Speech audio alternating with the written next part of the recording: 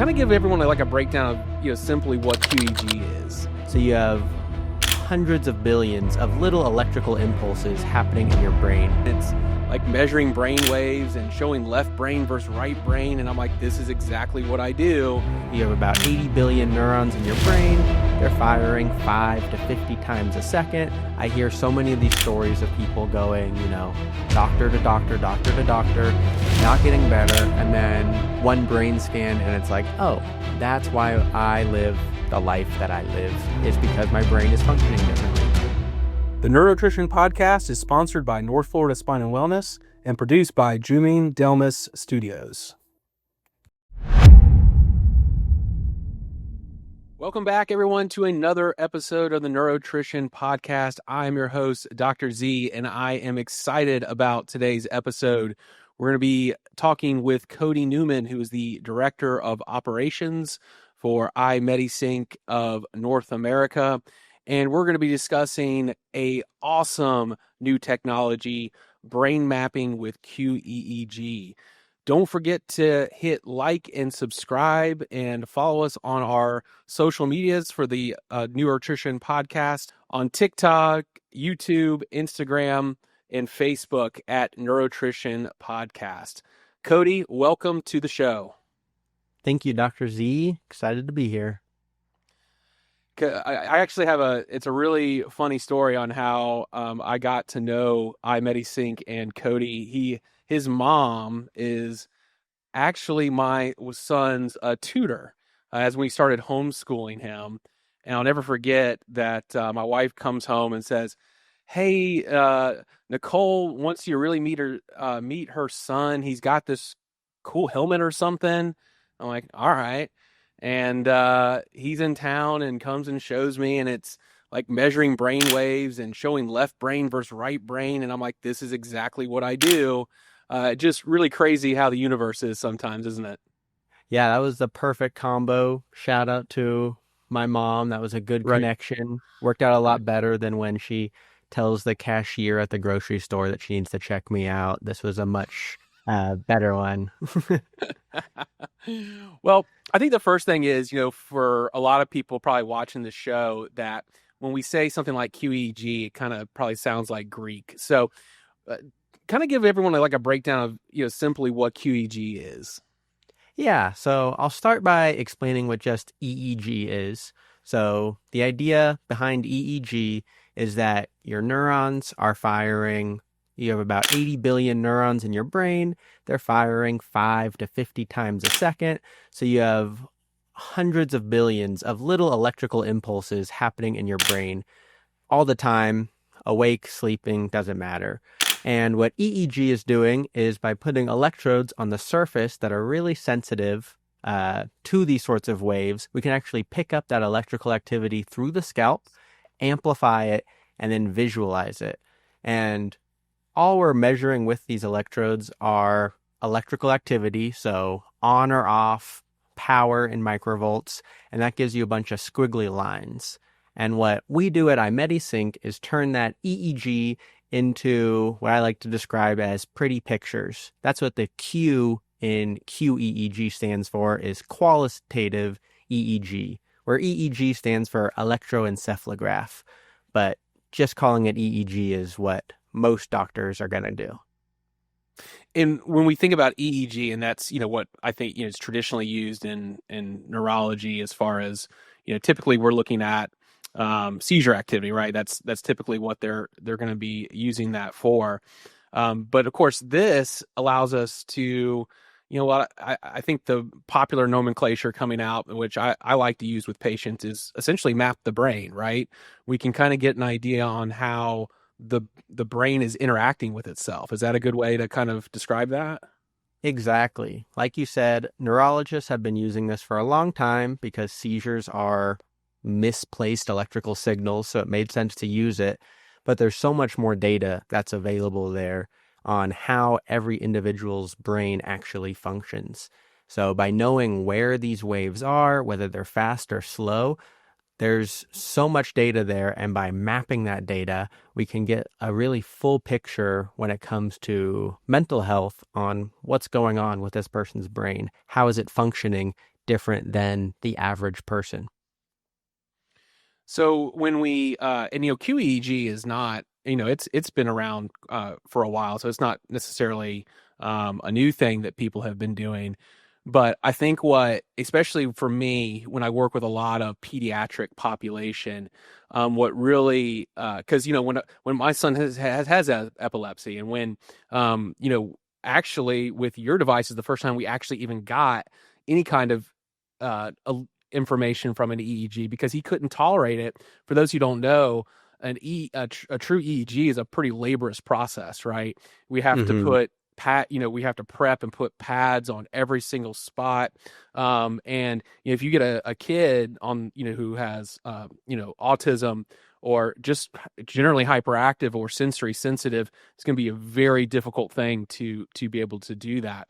So explain a little bit about the difference between like the dry cap versus the traditional, even with the QEEG area.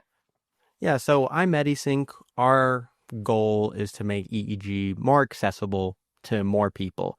And that starts with getting rid of the wet cap system. So I've worked in clinics that work with EEG for many years, so I'm very used to the wet approach. And that is generally either going to be using a lot of paste, a lot of liquid, and sticking those electrodes all over the head, or putting a big cap on someone that can be really tight and then filling that cap with gel. So as people who are watching this, or maybe people who are listening won't be able to see me, but I've got some crazy hair, and those wet EEGs ruin my hair.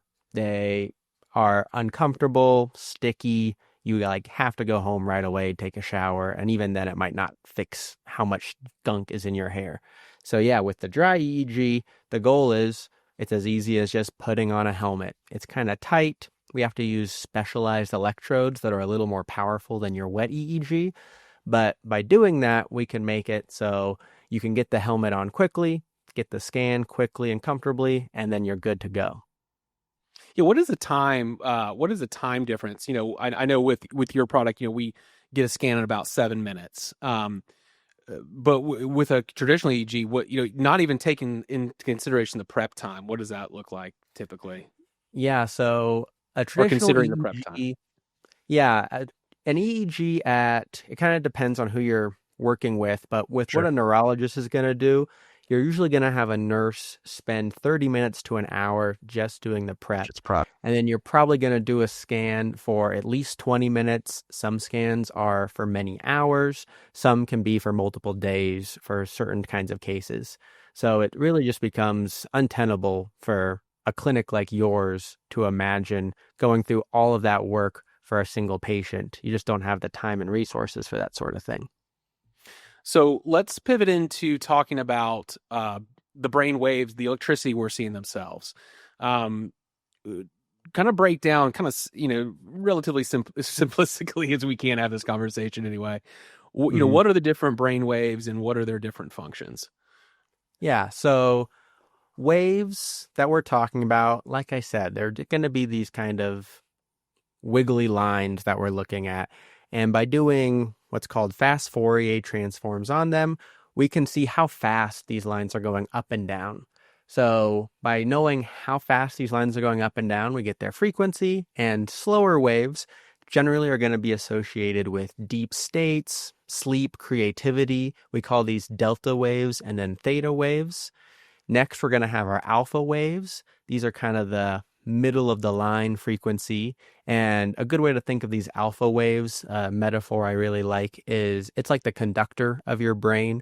It's the wave that tells the rest of your brain, let's all keep on track, let's all stay on the same rhythm, and make sure that all of the different regions of your brain are able to communicate with each other.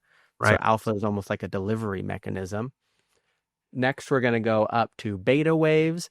This is kind of the really fast waves. Sometimes these can be associated with things like anxiety or an alertness, or, just you're focused on a test. You're really, locked in. You're going to have a lot of those beta waves kind of controlling your brain.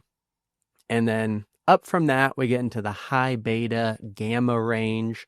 these waves are going to be everywhere, but having too many of them is generally a bad idea. A good Right. descriptor I've been given is gamma is like the actual content. So if the back of your head is telling the front of your head, hey, we need to focus on this, that sentence, hey, we need to focus, is going to come in with those gamma waves.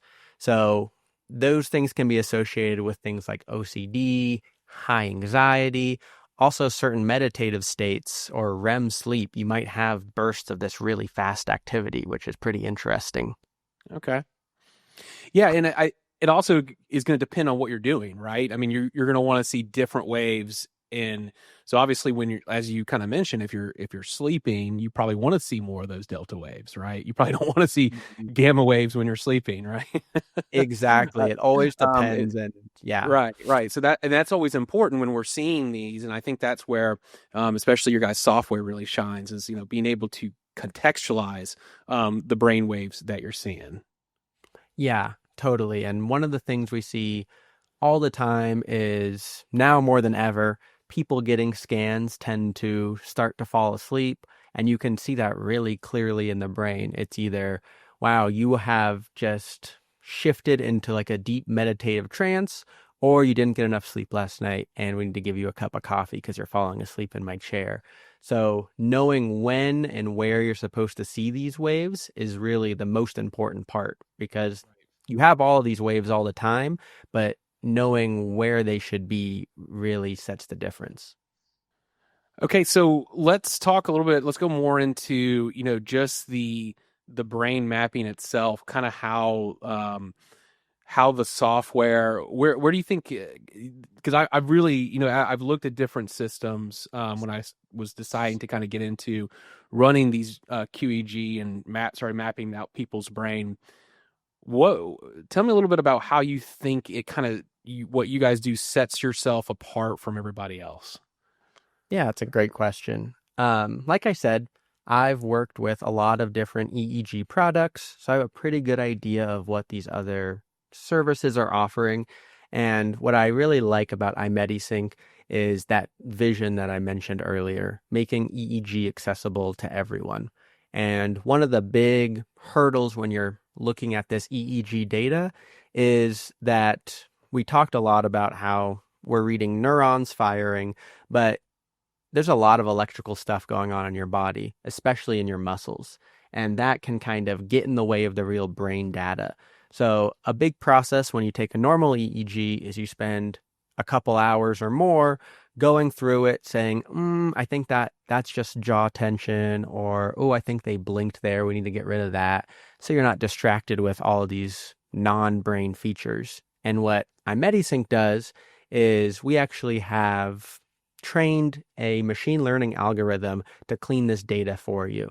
So this algorithm knows what an eye blink looks like. It knows what movement in the chair looks like. It knows what jaw tension looks like, and gets rid of all that data right away. So that way, from when the patient sits down, you can do the scan in 10 minutes, and then that data is instantly ready to process. And 10 minutes later, you have all the reports sitting in front of you, clean, accessible, and ready to go.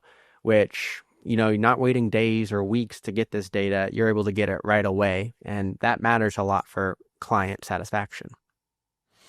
I'm curious on how, when you talk about the AI features of it, and I think that is so cool on how it does it. Because, even though obviously every time we do a scan, we're trying to get as best data as possible. But if I'm scanning my own son or a lot of the kids I scan, we're not going to get that perfect sitting still for eyes closed for 3.5 minutes and eyes open for 3.5 minutes. They're going to get a little bit of wiggle and stuff there, but it's really not only has I've been very impressed with the AI as far as how it cleans that up, but the scans have really made sense to what the symptomatology is. And I'm curious on how that learns over time. Is that something you guys have to constantly train, essentially, to update that more and more? Yeah, so that specific algorithm that we're using That's not one that we update, but rather the kind of background for that is what's updated. So we're using some fancy math behind the scenes called independent component analysis. Basically, instead of just saying that one electrode is showing theta waves, it's showing slow activity, what we can do is by averaging a few electrodes, we can get an idea of what's actually happening beneath the surface and kind of make an educated guess. And that sort of algorithm, our researchers are always working on making sure that can do the best job as possible. There's always more research coming out about how to make these algorithms more efficient and work more accurately. And by making that more accurate, we have a better idea of this component is an eye blink. And since the AI knows what an eye blink looks like, as long as we're giving it good data, it's going to have no problem marking that, getting rid of that, and leaving you with clean, usable material. That totally makes sense. And that's I'm sure a fascinating process that probably is a whole weekend seminar versus a 30-minute podcast. But Yeah.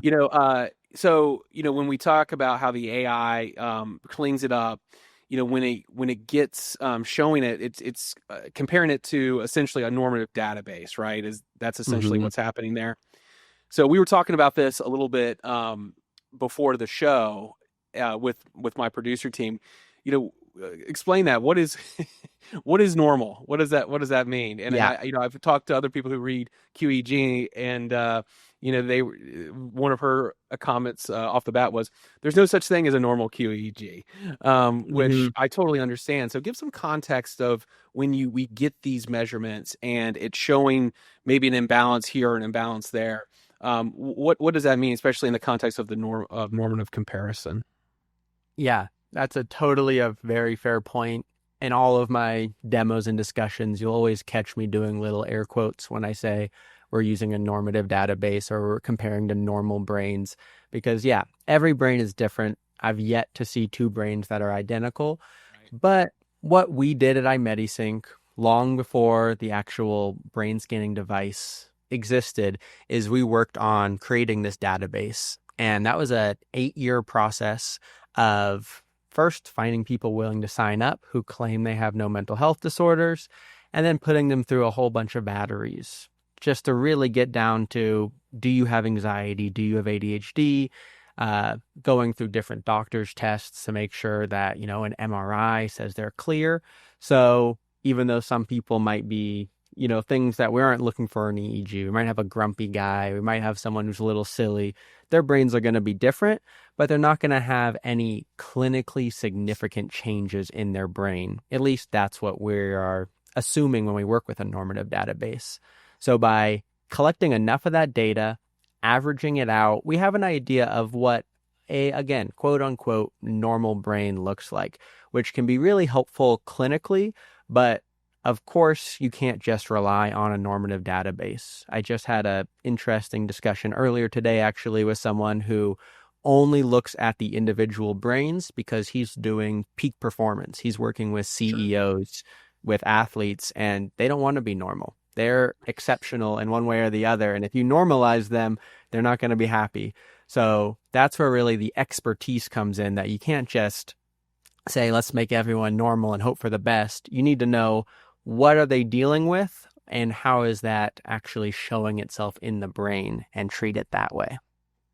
Yeah. And what I've found that when I'm looking at these scans is that I'm really trying to hone in and, okay, what is my patient dealing with? What is their symptomatology? Where are they struggling? And try to contextualize it and make sense of the data and information to those problems. And also, don't forget, I always go back to what I learned in school, and that don't forget about your physical exam. I was taught that, there's actually research out there, for instance, that, when you look at least like low back pain, for instance, I believe that the physical exam is like 80 to 90% as accurate as an MRI, for instance, if you do a good physical exam. So that's one thing I think, as we get more technology, I think that's a fear I have, is that, and it's already happening, how many times do you go to the doctor and they they even, they touch their computer more than they touch you, right? They hardly ever do much of an actual examination. And that's one thing I think we hope that doesn't get lost in this mix. But Yeah. going back to your device, to the device, another cool thing that this does, which I'm not sure many other QEEG, at least I'm not aware of one, do, is measure something called heart rate variability. Tell us about that.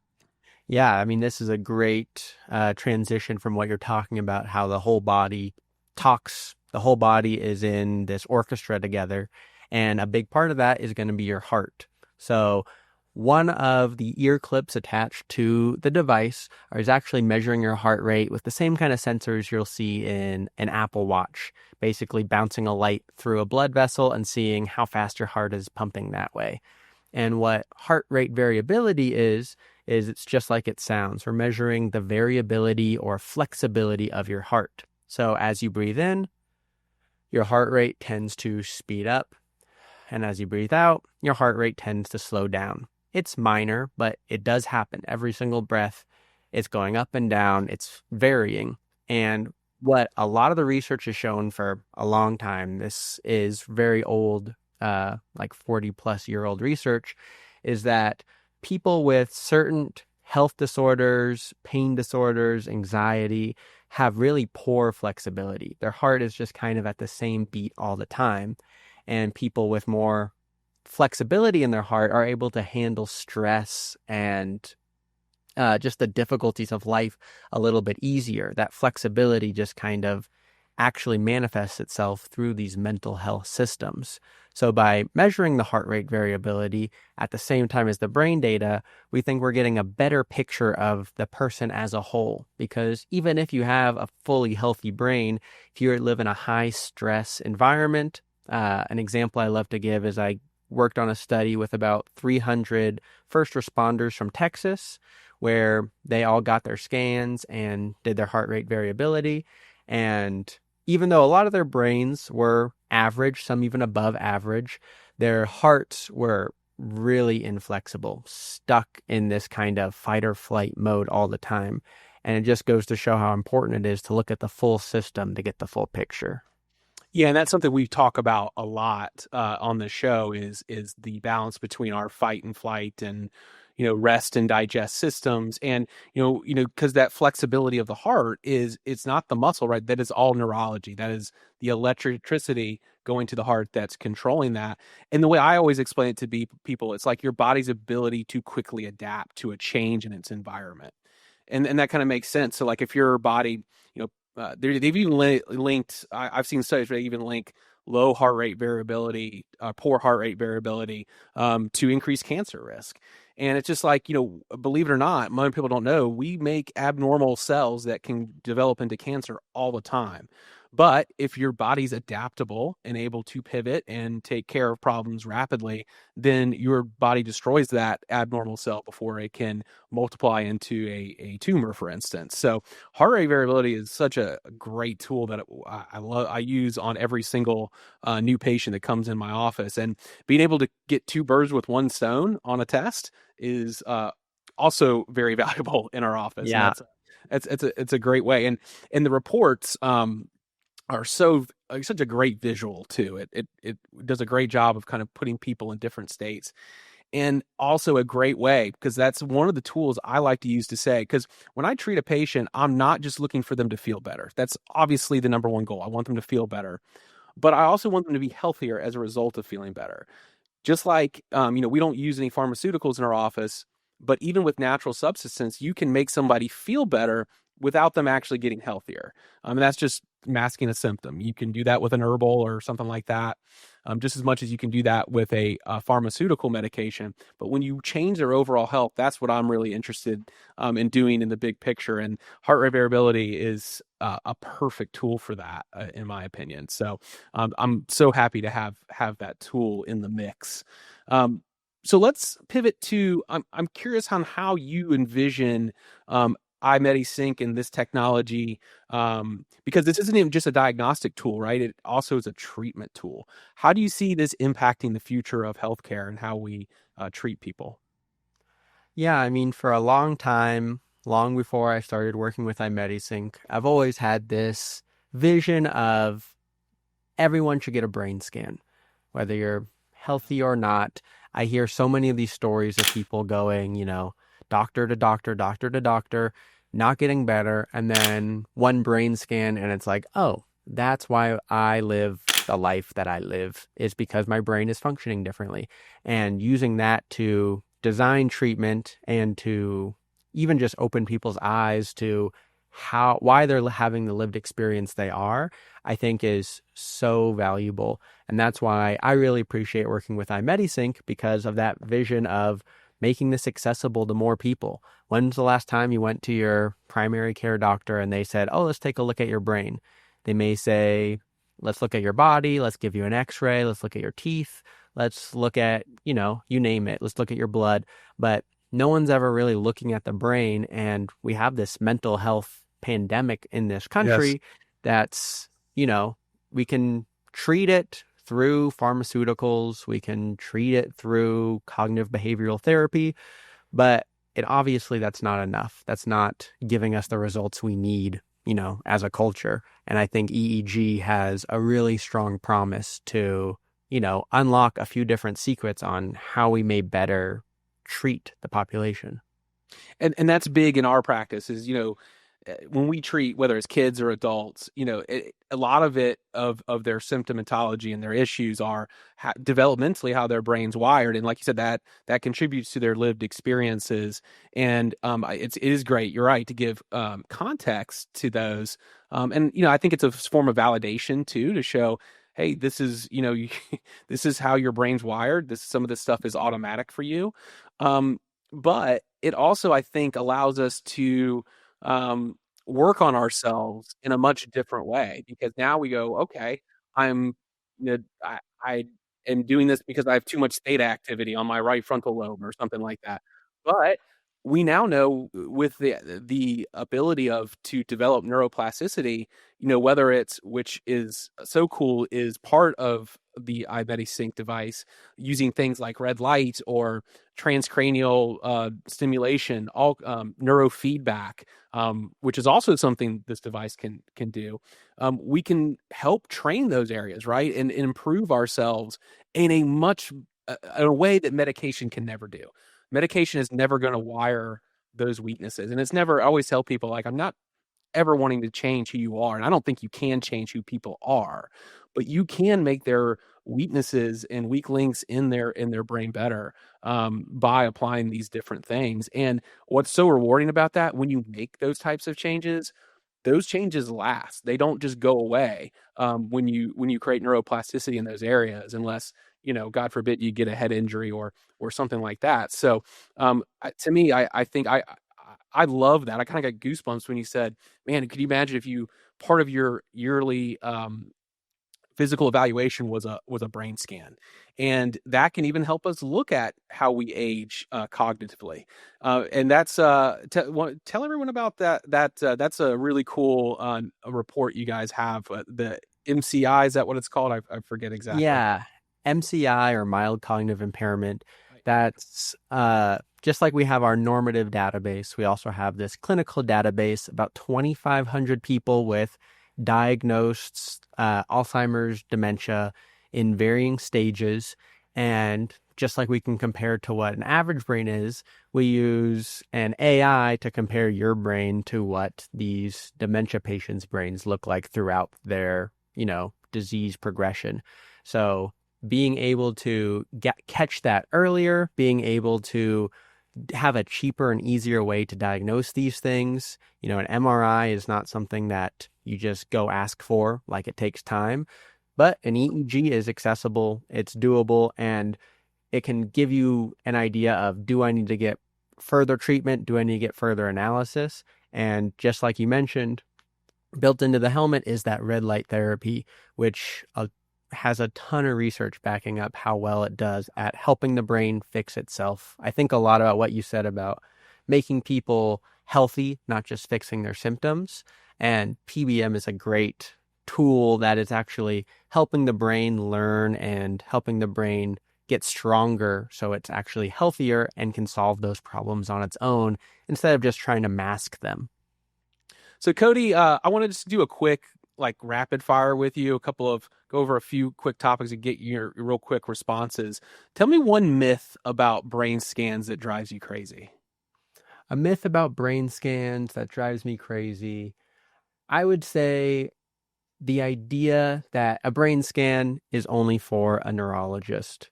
I think a brain scan can be interpreted by a wide range of people. You don't have to leave it to those guys. What's the craziest brainwave pattern you've ever seen? I think I have to say, back when I was in a group where we'd all go over cases, I did get to see, sorry to get a little morbid, but a brain dying just by chance. They happened to be doing a study on this person and they died in the chair. But really interesting to see what you'd think would just be like a flat line, like with the heart, but instead it's a giant burst of activity. Really? Which was wild to see and really makes you think. Yeah, that's a little counterintuitive for sure. That's really interesting. What brainwave would you want to boost today? And that's probably a really loaded question. I would say almost every day. I wish I had, I would say rather than boost, a little less of that slow activity. I don't think I ever have enough coffee in me, and I'm maybe if I can fix my sleep a little bit, I can change my answer. But for now, yeah, I just want a faster brain. I think when I looked at mine, I want a little less of that gamma. It's little too slow much. You down, speed me up, we'll balance out. Give me some more of that theta, please. I'll probably have to retire before that happens, and that's the only problem. All right. Well, Kody, this is awesome. I really enjoyed you talking about this, and I'm really excited about the future of this technology and just to help. How it's going to help my patients and people all over the world, really. We definitely use this technology as something we do. So if you're around the Tallahassee area, definitely check out our website at healthytallahassee.com and let us know. We'll definitely can scan your brain. But Kody, do you guys have like a provider locator? How can people find practitioners in their area who use your tool? Yeah, if you go to imedisync.com, we're an international company, so it has links to all of the different regions we cover and the distributor websites for those regions. So for me, I'm iMedisync North America. Visit our site and find out where providers are near you offering the service. And if there's not one, send us a message. I know people. I can get you in contact with someone nearby. Awesome. All right, everybody. Thank you again for joining us on the NeuroTrition Podcast. Don't forget to like and subscribe and follow us on all of our social media platforms at NeuroTrition Podcast on Instagram, TikTok, Facebook, and YouTube. And don't forget to drop us a comment if there is a specific topic you would like for us to explore. See you on the next episode.